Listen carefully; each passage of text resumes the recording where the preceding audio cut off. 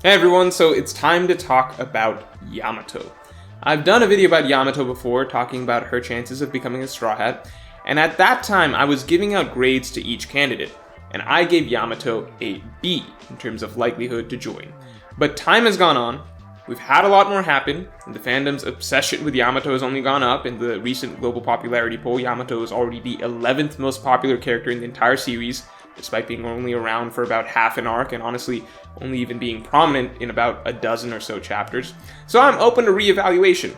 A lot of people are convinced that Yamato is going to be the next Straw Hat. But to me, I'm not even thinking yet about Yamato's potential role in the future of the series as maybe a main character. I am right now still trying to understand the role that Yamato is supposed to play in the Wano arc. Now, I'm not trying to bash the character despite what my title may imply. This is actually an honest discussion about the purpose of the character. What is her purpose in the immediate narrative? Why is Oda introducing a child of Kaido during the final battle? Even if you think Yamato is going to join the crew, that's not what I mean when I ask what is Yamato's purpose in the Wano arc. So, every Straw Hat was a major focal point in their original narrative. They were each integral pieces to those story arcs, and necessary, honestly, to give those narratives meaning. So for example, let me do some very quick abbreviated examples of what I mean. These are not comprehensive looks at each arc and each Straw Hat. This is just a quick rundown. So, in Syrup Village, we explored the idea of what a true pirate is, with Kuro supposedly not being a true pirate in that he tried to run and hide from that title to live a peaceful life, whereas Usopp provided a contrast by showing that despite being willing to lie about anything and everything, Usopp would still never lie about who he truly was, the son of a pirate, and would willingly put his life on the line as a pirate would, the lesson being that this made him more of a pirate than someone like Kuro. In Baratier, we learn about the importance of chasing your dreams and ambitions, using Sanji's character as a means of exploring that, as he was bogged down by a sense of debt and honor that was preventing him from following his own path. In Arlong Park, we learned about the importance of being able to ask for help and rely on your friends, with Nami being the character who ultimately had to learn that it is okay to not fight alone, and that it is okay to ask for help from your friends. Drum Kingdom was all about the importance of having a good heart, which is why it centered around the story of Chopper, whose good-hearted nature made him an ideal doctor, who would eventually help cure the hearts of the people of Drum Kingdom. And East Lobby was about many things, but a major focus was on how nothing is good or evil simply for existing. Knowledge is not inherently evil, people aren't inherently evil, even weapons aren't inherently evil.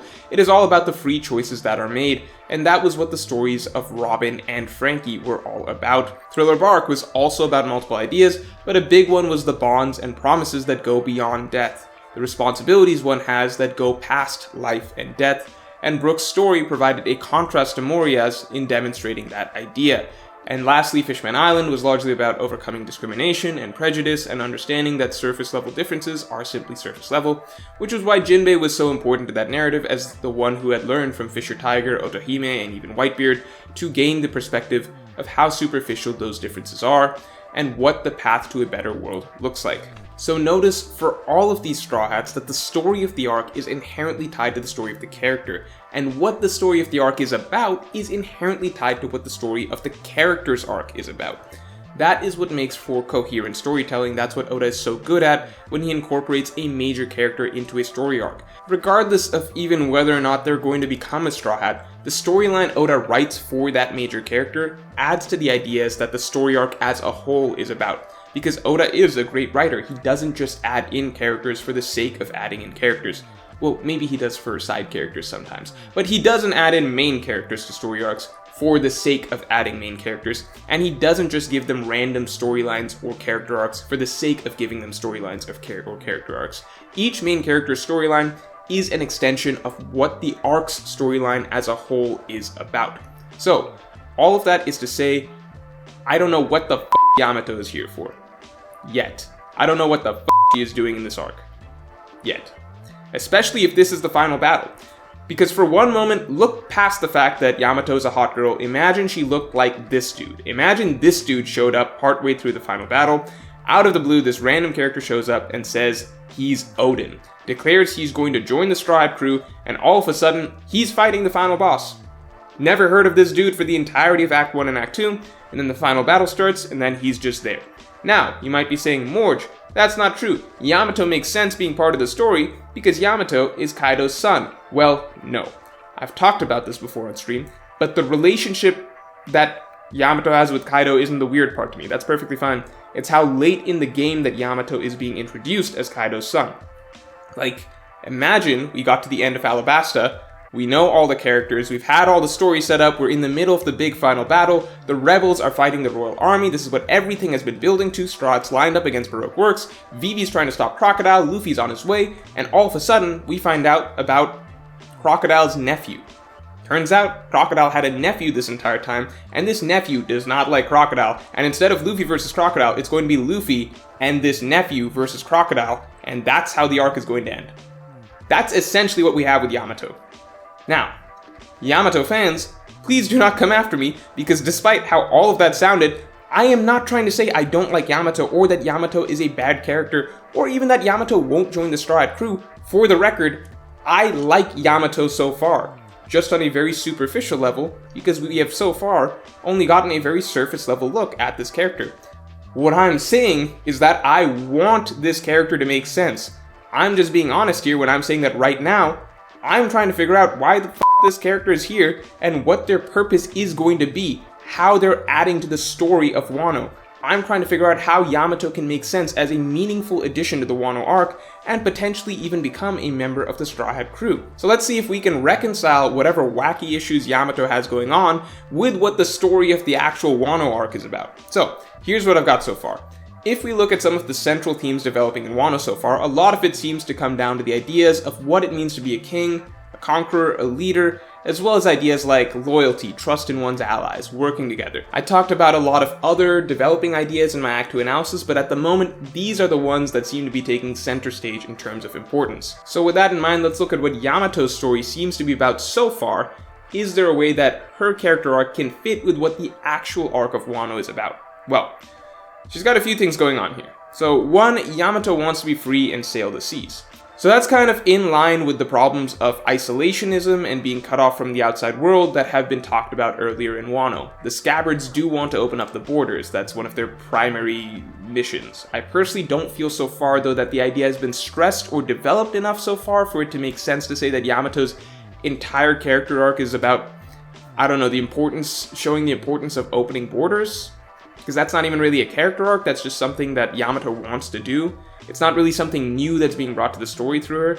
I do like the potential flip side of it being that Yamato may have to learn that sometimes you can't just go sailing and adventuring because you have a greater responsibility, as Yamato aspires to be like Odin, and this was precisely the area where Odin failed. Odin himself realized that he failed Wano by leaving it for so long to go adventuring. I like that idea, that Yamato may actually take up a shogun position in Wano in order to protect it till Momonosuke comes of age, or even just become one of the main warriors of Wano staying behind to protect the country. I don't know, but I know you guys don't like that idea since you want Yamato to be a Straw Hat and to leave Wano, so I guess let's just assume that's not what's gonna happen just for the sake of the Yamato for Nakama agenda and humoring that for the moment. So moving on, I guess there's also the father-son dynamic with Yamato and Kaido and Momonosuke and Odin. There's probably something there, with Momonosuke having to live up to his father's legacy and I suppose Yamato rebelling against her father, but is the father-son dynamic a central theme in the story of Wano?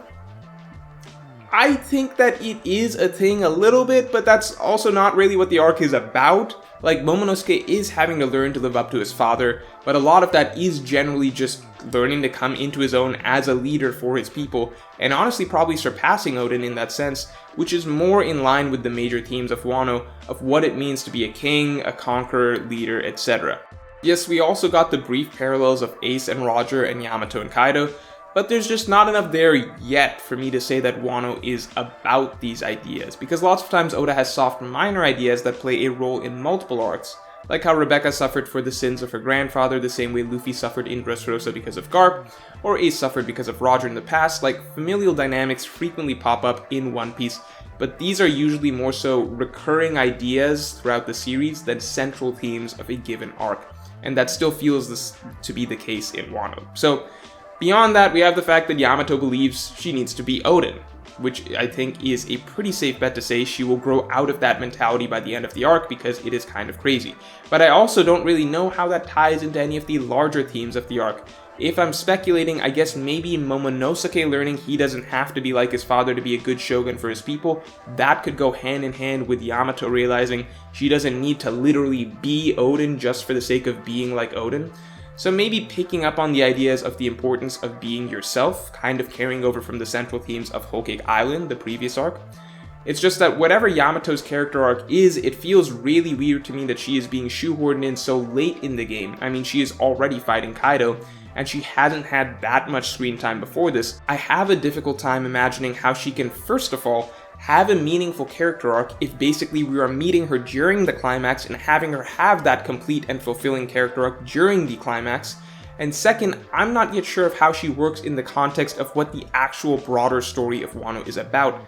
How is she an integral figure in telling the story or the message of the Wano arc? Even if she is going to be a Straw Hat, she's not just being dropped in the story to be a Straw Hat. Oda doesn't just crudely force characters in like that randomly into arcs where they don't mesh and add to what the arc is already about. So my hope, as you all know, is that this is not the final battle and that Oda isn't just randomly shoving in Crocodile's nephew, Kaido's son, out of the blue last minute into the final fight for a rushed character arc that isn't relevant to the Wano narrative. If Yamato is being introduced at the halfway point instead, then I have much higher hopes for her character, but at the moment I have a hard time seeing what she is doing here, introduced at this late stage of the game with such a sudden elevated role of importance, and such a bizarre character storyline that seems a bit disconnected from the central themes of the story so far. I am very open to ideas and speculations on this one, so definitely comment below with your thoughts on why Yamato is here, what she is bringing to the story, how she fits with the themes of Wano's narrative.